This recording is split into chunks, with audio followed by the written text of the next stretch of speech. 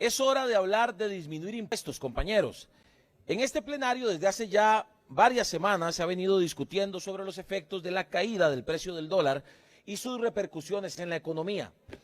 Es sabida la preocupación que hay en diferentes sectores, como el exportador y el sector turismo, donde las pérdidas económicas han empezado a ocasionar cierres de empresas, muchas de ellas pequeños negocios, que son los que tienen menor capacidad para resistir una disminución tan significativa en los ingresos. Esto ocurre cuando el valor de la moneda se aleja del punto de equilibrio. Tan dañino es que el dólar esté por encima de los 700 colones como que esté por debajo de los 500 colones. Sin embargo, hay que mencionar que para el gobierno la apreciación del colón resulta hasta cierto punto beneficiosa, esto porque implica una disminución en la previsión de gasto para el pago de la deuda pública y de otras partidas del presupuesto nacional. Esto lo ha reconocido el ministro de Hacienda, Nogui Acosta. Entonces, esto nos lleva a concluir, y así también lo hemos valorado con varios expertos en la materia, que estamos en el mejor momento para plantear una disminución de impuestos. La política fiscal no puede estar desconectada de las necesidades de la gente. De nada sirve tener una disminución de la deuda pública y un incremento en la recaudación de impuestos si muchos costarricenses siguen teniendo complicaciones para llegar al fin de mes por el alto costo de la vida. De nada sirven estas cifras en apariencia alentadoras si 214,000 costarricenses siguen sin conseguir un empleo, esto sin contar los desalentados que se cansaron de buscar trabajo. En Nueva República hemos sido enfáticos en que es necesaria una disminución de la altísima carga fiscal en Costa Rica. En el periodo anterior propusimos una disminución del IVA en un 30%. Esta medida permitiría a las familias costarricenses tener mayor poder adquisitivo, dinamizar el comercio y hasta incrementar la recaudación fiscal como consecuencia del incremento en las ventas.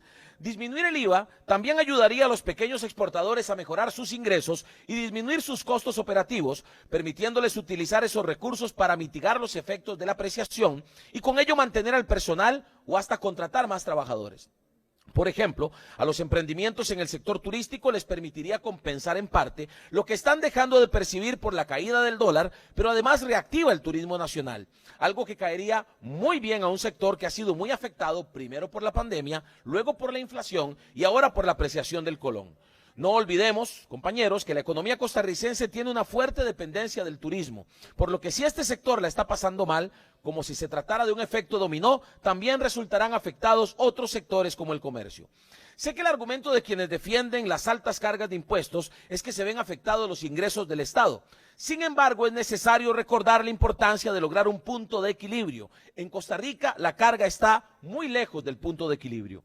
Los economistas hablan del efecto denominado curva de Laffer, que explica la relación existente entre los ingresos fiscales y las tasas impositivas, mostrando cómo varía la recaudación fiscal al modificar las tasas. Cuando la tasa impositiva es excesiva, los ingresos fiscales disminuyen. Por eso en Costa Rica más bien es necesaria una disminución de los impuestos, porque no solo se beneficiarán los consumidores, principalmente los que están en los deciles de ingresos más bajos, la clase media y baja, que son quienes resultan más afectados por la alta suma de impuestos que impacta en el costo de la vida. Si realmente queremos disminuir el costo de la vida en Costa Rica, necesitamos disminuir impuestos. Pero además, la voracidad fiscal desincentiva la inversión extranjera y el desarrollo de nuevas empresas y emprendimientos y con ello la generación de nuevos empleos. Por eso en Nueva República seguiremos impulsando proyectos para disminuir el IVA, como el que mencioné para reducirlo en un 30%, que baja el que está en un 13% a un 9.1%, el que está en un 4% a un 2.8%, el que está en un 1% a un 0.7%. Pero también otros proyectos como el planteado por el diputado Pablo Cibaja para disminuir el IVA a los útiles escolares, para bajarlo completamente de un 13% a un 1%.